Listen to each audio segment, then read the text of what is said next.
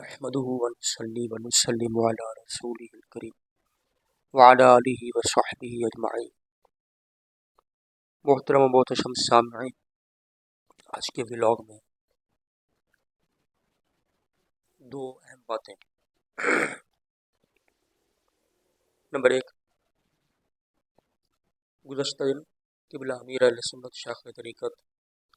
حضرت علامہ مولانا ابو البلال محمد الیاس عطار قادری رضوی ضیائی دامت برکاتہ العالی، ان کے حوالے سے ایک فیک نیوز چلی تھی کہ ان کی گاڑی پہ حملہ ہوا، ڈرائیور جو ہے وہ جام بحق ہو گیا۔ یہ سب جھوٹ تھا۔ قبلہ حضرت صاحب بالکل خیر واپس سے ہیں اور وہ بیرون ملک ہیں۔ خود حضرت صاحب نے اپنے متعلق اس بات کی خود تردید بھی فرمائی، اس وقت وہ کھانا کھا رہے تھے۔ اس طرح کی افواہیں بد مذہب اس لیے اڑاتے رہتے ہیں تاکہ سنیوں کو تھوڑا پریشان کر سکیں، تھوڑا ان کو مایوس کر سکیں۔ میں ان سے کہتا ہوں، بد مذہبوں سے جنہوں نے یہ افواہ پھیلائی کہ حضرت صاحب ہمارے انشاءاللہ جب تک رب چاہے گا آپ حیات ہیں اور تمہاری منجی ٹھوکتے رہیں گے، دین کی خدمت کرتے رہیں گے۔ حضرت صاحب کی شیطان سے لڑائی ہے اور وہ شیطان کے خلاف جنگ میں مصروف ہیں، تم روتے رہو گے، حضرت صاحب اپنا کام انشاءاللہ کرتے رہیں گے۔ دوسری، اور یہ بڑی حیرت انگیز بھی ہے، میں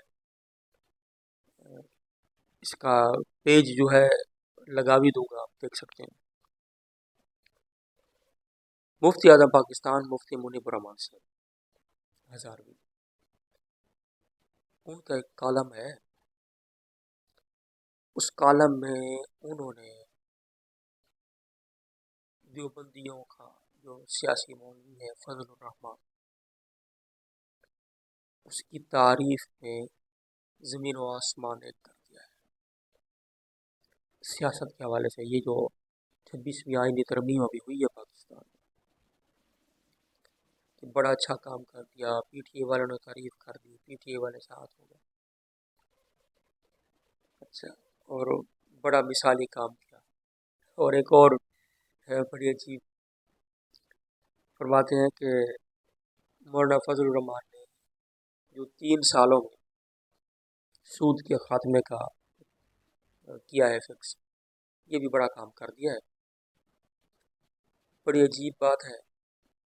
جتنی آئینی ترامیم میں ساریاں آج سے نافذ العمل ہیں، جس کے اندر سیاسی مفادات ہیں اور جو دینی مفاد میں ایک ترمیم ہے جس کا تعلق ہے آئین کے ساتھ، وہ 3 سال بعد، اور اس پر مفتی منیب الرحمان صاحب خوش ہو رہے ہیں، تعریفیں کر رہے ہیں فضل الرحمان کی۔ چلیں، مرضی ہے مفتی صاحب آپ کی، آپ نے اس کی تعریفیں کر دی، اور یہ ایک سیاسی کھیل ہے جس کے اندر ادھر ادھر یہ سسٹم چلتے رہتے ہیں۔ پھر انہوں نے موجودہ نظام کی بڑی تعریف کی، جو ایک سیاسی نظام چل رہا ہے، حالانکہ اس ٹائم جو سیاسی نظام چل رہا ہے بچہ بچہ واقف ہے پاکستان میں کہ اس کے کیا حالات ہیں۔ سیاسی مخالفین کو، عورتوں کو گھروں میں گھس کر اٹھا لینا، گھسیٹنا سڑکوں پہ، اس طرح کی باتیں بھی سامنے بعض اوقات آتی رہتی ہیں۔ بڑے عجیب حالات ہیں، مگر مفتی منیب الرحمان صاحب اس کی تعریف کر رہے تھے۔ ہم نہیں چاہتے ایسے حالات، اللہ کرے حالات جو ہے نا وہ مستحکم ہو، پاکستان سیاست مستحکم ہو، اور حکومتیں مستحکم ہوں، نظام شفاف ہو، ووٹنگ شفاف ہو، اور سفارشی کلچر کا خاتمہ ہو، اور اسی طرح یہ رشوت کا خاتمہ ہو، چائے پانی کا جو یہ رشوت کے نام پر چائے پانی کے نام پر رشوت، یہ خاتمہ ہو، پاکستان کے ادارے تمام جتنے بھی محکمے ہیں سارے کے سارے درست کام کریں، جب ایسا نظام بنے گا، بے شک جمہوریت کے اندر ہو، حالانکہ جمہوریت میں بھی ہمارے علماء کافی سارے مطمئن نہیں ہیں، لیکن جب نظام صاف شفاف درست ہوگا تب ہم تعریف کر سکتے ہیں، مگر ابھی تو ہمارے وہ حالات نہیں ہیں کہ موجودہ نظام قابل تعریف ہو۔ یہ قابل اصلاح ہے، اس میں اصلاح کی ضرورت ہے، بہتروں کی ضرورت ہے۔ ہماری دعا ہے اللہ ہمارے پاکستان کے حالات کو درست کرے، نظام کو صحیح کرے، ہر طرح سے استحکام ہے پاکستان کے اندرونی بیرونی دشمنوں سے پاکستان مضبوط ہو اور ان سے محفوظ رہے۔ جب ہم اس مقام پہ پہنچیں گے کہ غریب بھوکا نہیں سوئے گا،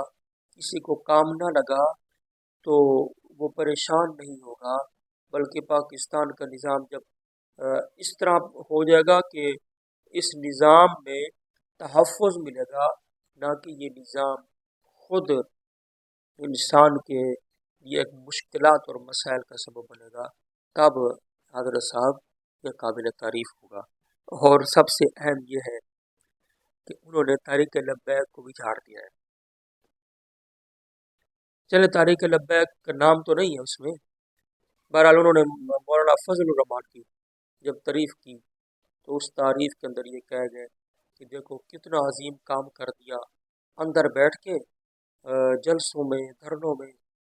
جلوسوں و ریلیوں سے یہ کام نہیں ہوتے جو کام انہوں نے کر دیا ہے۔ اچھا، اچھی بات ہے، مگر بات بھی ٹھیک ہے ایک حد تک کہ جب سسٹم اور نظام کے اندر جب بندہ رہتا ہے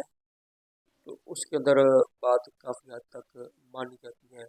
لیکن اس میں ہوگا یہ کہ نظام سے صلح کرنی ہوگی، سسٹم سے صلح کرنی پڑے گی، اور جو علماء مطمئن نہیں ہیں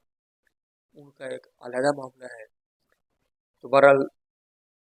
تحریک لبیک جو ہے جب مشکل میں پھنستی ہے تو مفتی صاحب نکالنے کی بھی کوشش کرتے ہیں، ان کے ایک بڑے تعلقات ہیں اعلیٰ سطح پر حکومتوں سے، نمائندوں سے، افراد سے۔ تو ایک حد تک بات ٹھیک بھی ہے کہ احتجاج اور دھرنوں سے وہ مقاصد نہیں حاصل ہوتے، جب بندہ سسٹم میں ہو تو اندر بیٹھ کر حل کر لیتا ہے۔ اپنے جگہ پر کچھ حد تک یہ بات درست ہے، مگر ختم نبوت، ناموس رسالت وغیرہ کے جب مسائل ہوں اور ہماری پہنچ نہیں ہے کہ ہم ان کو یہاں حل کرا سکیں، تو اس لیے ہمارے دوست سڑکوں پہ آتے ہیں، احتجاج کرتے ہیں۔ تو احتجاج کا جو طریقہ کار ہے وہ پرامن ہونا چاہیے، احتجاج کرنے والے بھی پرامن ہو، اور آگے جو ہماری پولیس اور دیگر سیکورٹی ادارے ہیں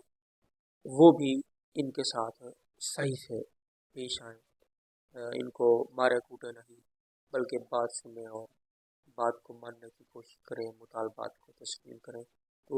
وہ ایک اچھی چیز بھی ہے ایک حد تک۔ اور مفتی صاحب کی بات بھی ایک حد تک